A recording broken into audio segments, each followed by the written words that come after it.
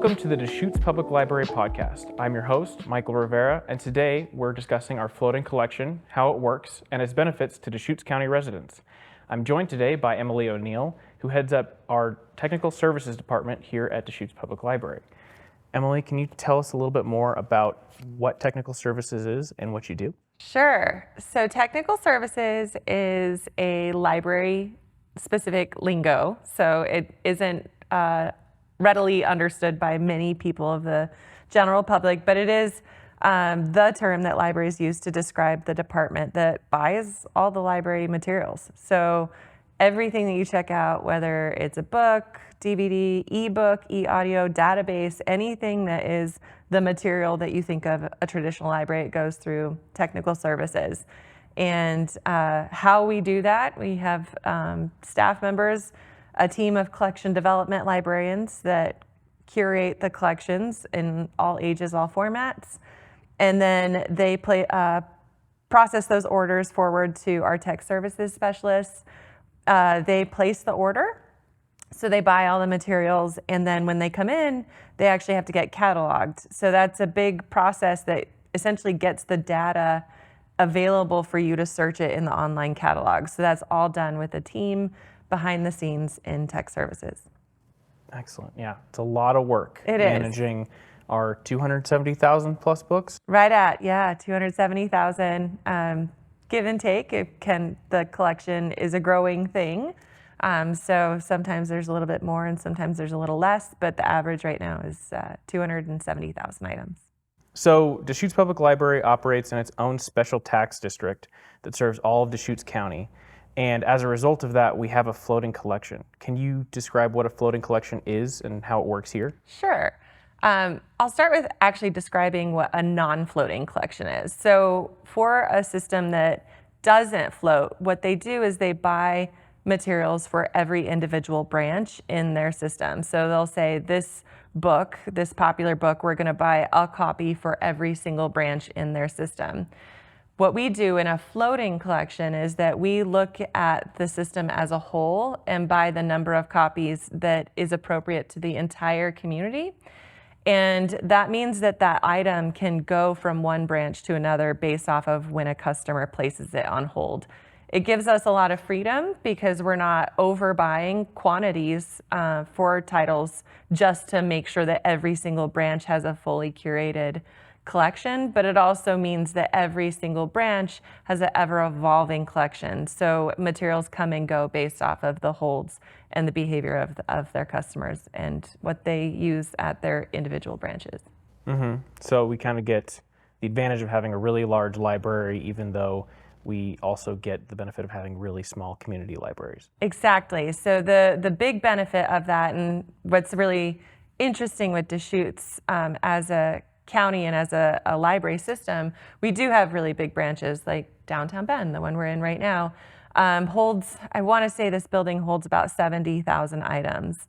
Whereas some of our smaller branches, say La Pine or Sisters, they hold about 15,000 items, but they have access to all 70,000 items here at downtown Bend because any one of these items can float to that community. So even though the branch might be small, they have a really big system of materials that they have access to across the entire district.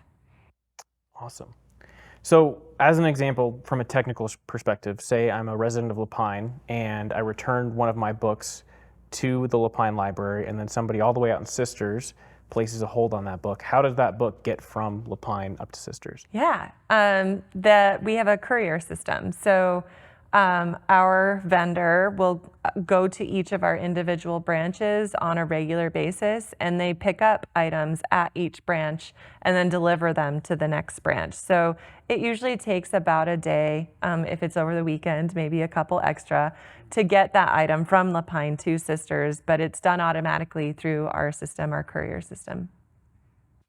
Sounds like a lot of work. It is a lot of work. It's a lot of lifting. We have crates and crates of materials that come and go on a regular basis. So the system works, which is great, having all those crates move across the district, but it is a heavy lift, and yes, pun intended. So right now we carry about one book per Deschutes County resident, but our goal is to increase that number with the coming building projects. Why is it important that we expand our collection, and how will the building projects passed by the bond in 2020 help us achieve that goal? Sure. So libraries as a profession, a lot of people don't know, but it is a science. There's a reason why it's called a master's in library science. And part of that science is understanding what is the norm for an information need in a community. And the collective norm is somewhere around 2 to 3 items per capita. What that means is that in this system of 270,000 items, if every single resident of Deschutes County wanted to check something out, how many items would they get? And right now it's about 1. We have about 300,000 people in our community, about 270 items, so 70,000 items. So everybody gets an item. Whereas the industry norm would be that everybody gets 2 or 3 items. And so our system right now is actually very small for the growing community that is Deschutes County. That is because books take space. They need to be put in bookshelves across the district, and we don't have any more space to put any more bookshelves, to put any more books. And so without an additional building to buy additional materials, we really can't grow to that information need that we know our community deserves. So we're very excited because with the bond project that we passed a bond in 2020, and part of that is to have a new central library. And the essence of that central library has a lot of things that we're hoping to achieve, but one of them is a really big building that can hold a really big collection so that we can get up to a closer to that industry norm. And again, kind of pulling it back into then floating collections, it benefits the entire community of Deschutes County, because let's say that building can hold, say, 150,000 items. Everybody across Deschutes County, because our collection floats, now has access to 150,000 new items that they didn't before. Mm-hmm. And when it comes to, bringing on new books or popular books, I've noticed that my tastes happen to be kind of mainstream. And so when a new book comes out, I'll be on a hold list that's, 50 people long. And then I get the book, and then I feel pressure. It's like I have to finish it. Whenever I get it, I have to finish it within 3 weeks. And sometimes you get busy, and that's difficult to do. So I imagine that increasing our collection size will help kind of alleviate that strain a bit. Yes, greatly. So when we build the new collections, there's kind of 2 main focuses that we're going to hope to accomplish. One is a really expanded, hot and new collection. So our new books are, of course, what you're talking about, the brand new published books that everyone's so excited about. And our hot collections are those books, but they are ones that aren't holdable. And so some libraries call them a lucky day collection, but essentially when you walk into that branch, they're either available or they're not. And so sometimes you'll see this book that you've been on this really long holds queue, and it's right there available, and it's because we've actually bypassed the holds queue so that we have copies of that title in the branch at the time that it's popular and exciting. So we hope to really expand those 2 collection sizes pretty significantly among all of the branch remodels, not just the new central library, but every one of our branches is getting a remodel, and part of that is a much bigger new display so that we can really increase the quantity of the new books that we have at any individual community. We also, just to the point of holds queues, little known fact, part of our collection development team is that we do look at the holds queue, and we have a report that we run weekly that's called a purchase alert report, and it actually looks at the number of holds versus the number of copies in the system. And if it goes over our holds ratio, we buy additional copies. So hopefully you don't have to wait too long. That's very exciting. It's a super exciting time to go in and check out your libraries, especially as the Sisters Library remodel and the Lapine Library remodel come online. Redmond's getting a building that's, I think it's slightly larger than downtown Bend, and the collection is becoming much more browsable with Wayfinder being implemented over the last year, and all these hot and new collections coming in. So go in and check out your libraries, because it's there's new stuff happening everywhere across the county. So increasing the size of our collection is a tall order. How will the new Stevens Ranch Library help your team manage all of those new books? Yeah, with the new Stevens Ranch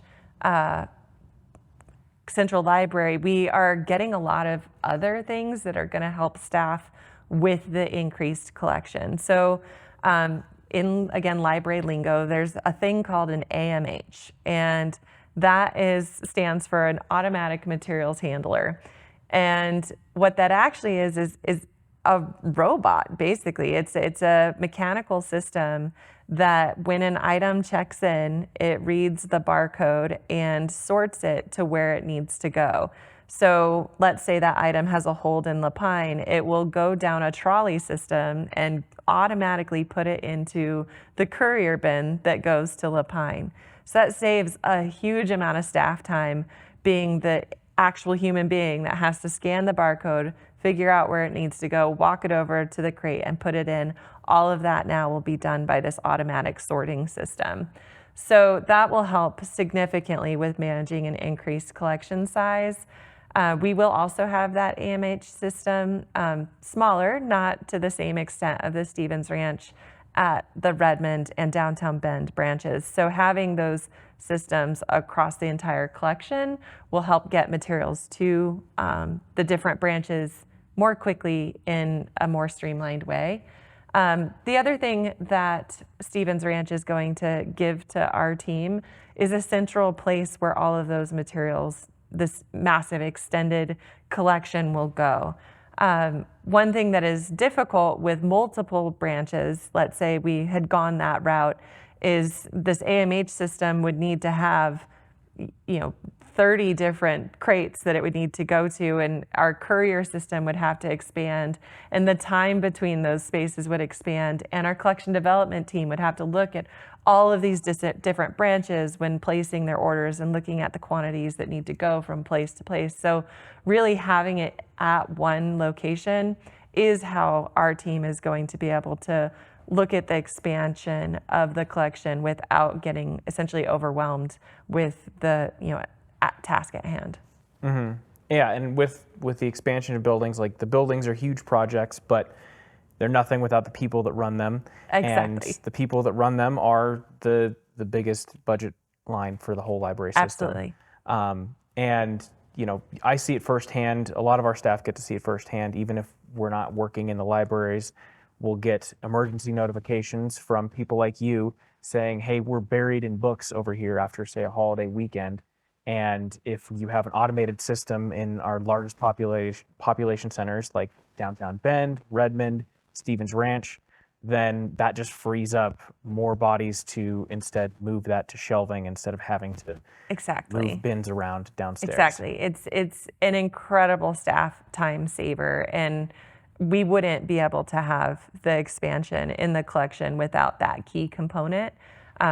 Because, as you mentioned, staffing is really, really expensive, and if we didn't have AMH, we would have to, really spend all of our tax district funding on staffing, and that would then again impact our ability to buy materials and offer other services. Mm-hmm. Yeah, it affects other things like our programming staff and the space that we have allocated just to large rooms that people can rent, or not rent, can check out for free, just like a book.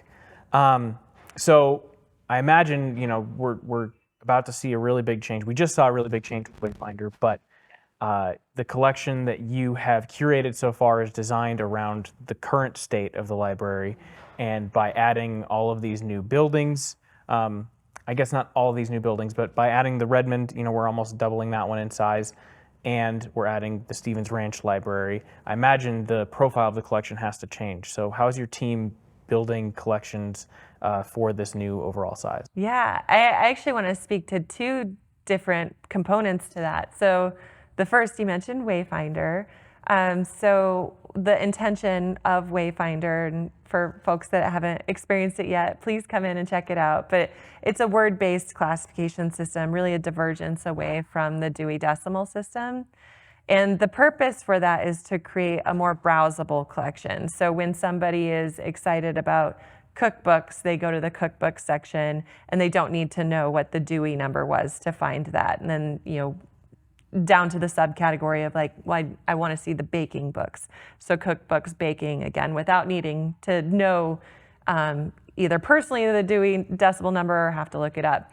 But with that is the bigger vision, right? And so the bigger vision that I held for all collections across Deschutes County has always been the idea that you could walk into a bookstore and you would have this bookstore browsing experience, but that every single item in there was free.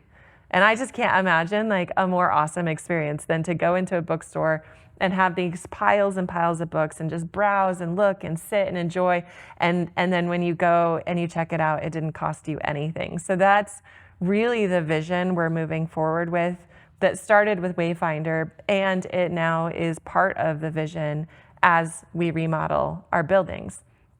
So what that means is that the shelving will probably be more dynamic. You'll see interesting shapes and it'll take you through this journey of what's over here and what's over there. So currently our shelving is very linear, and our hope with our remodels is that it's more of an experience where you're not going line by line through our collections, but instead you're going to area by area and really experiencing the collection as a moment in time, as an experience. So that does have an impact on collection size. So, we may not get the same footprint as linear shelving would, but it will have more recovery of browsed materials by doing it that way. So that's one thing that we are hoping to provide with the added collections and with the new remodels. Now, how do we get those books on the shelf? So that's part two of the question is, where do these books come from and how do we curate them, and who's going to deliver 150,000 additional items? So we have book vendors, of course, that we buy our materials through, and they have services that are called opening day collections. And what that is we set up a profile with our vendors, and we have a lot of meetings and figure out what that is. But they help us decide, through selection lists, through this curation process, through this service, what types of books need to go into each building.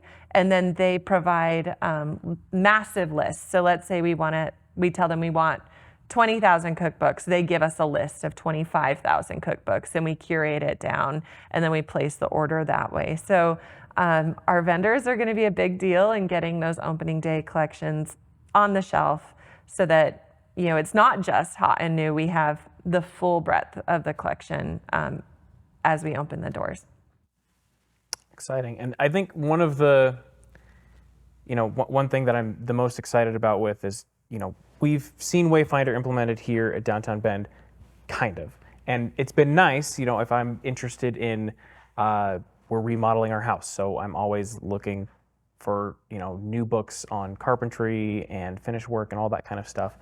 And it's been great. But Sisters and Lapine are about to open, and that's going to be the first time that we actually get to see the full implementation of Wayfinder, because the shelving, like you said, the shelving here is linear.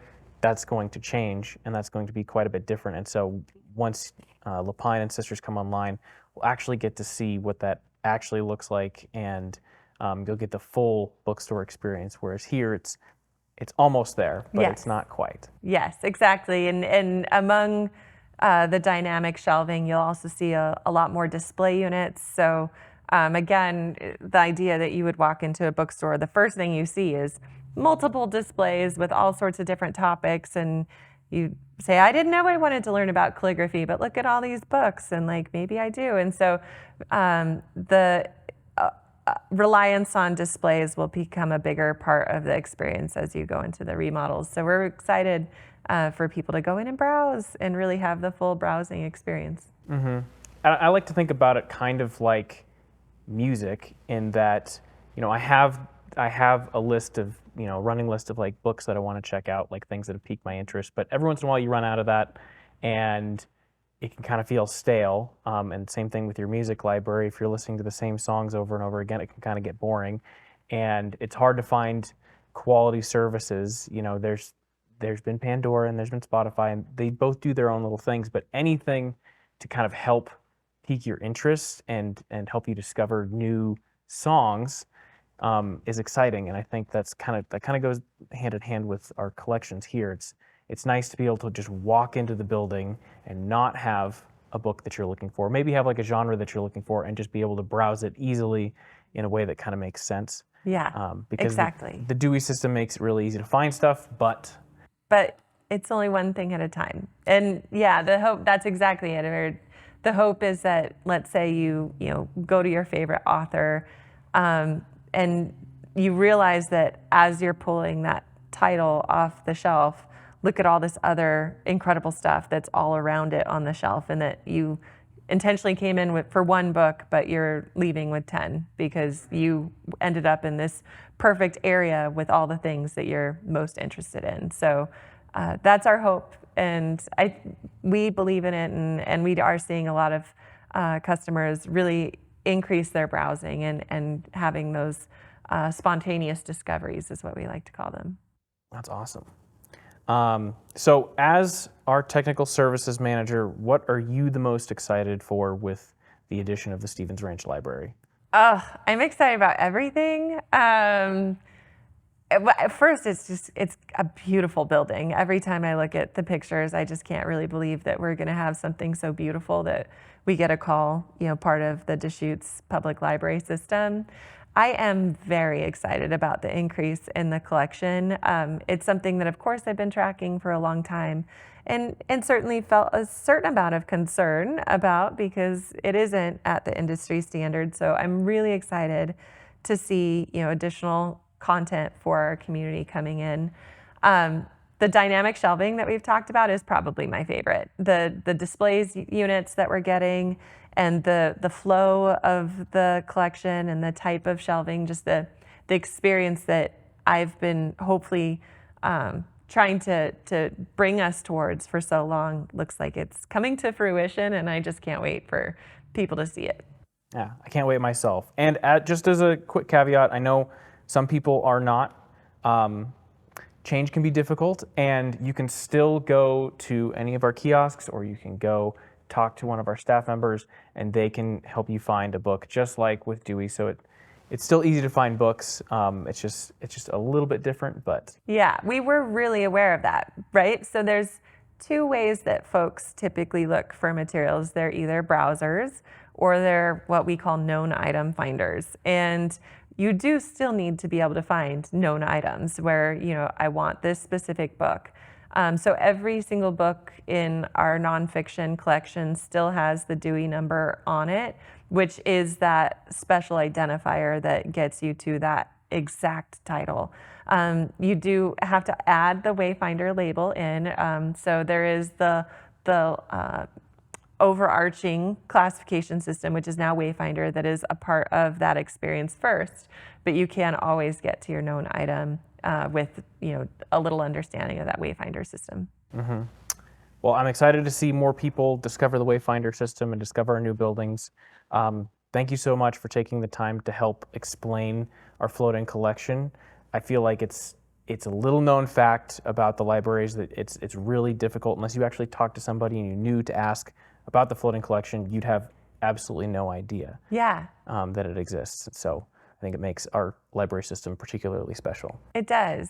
And just the last thought on that, and I think the takeaway, a final wrap up is, we are creating this big new building, and I know that a lot of folks think that it is just for Bend, and I'm hoping that people realize that it is for all of Deschutes County, that collection size, because of floating, now means that the East Bend, and Sisters and Sun River, they all now have access to 150,000 additional items, even though their branch only holds 15,000. So a huge expansion to all residents across Deschutes County because of the floating system. Exciting stuff. Yeah. Well, thanks again. I hope this conversation really helps illuminate the benefits of our floating collection and all of the building projects as resulting from the 2020 bond. You can find this podcast anywhere podcasts are found. You can find it on Spotify, Apple Music. We'll also be posting this to our YouTube page. So thanks for listening, and see you next time.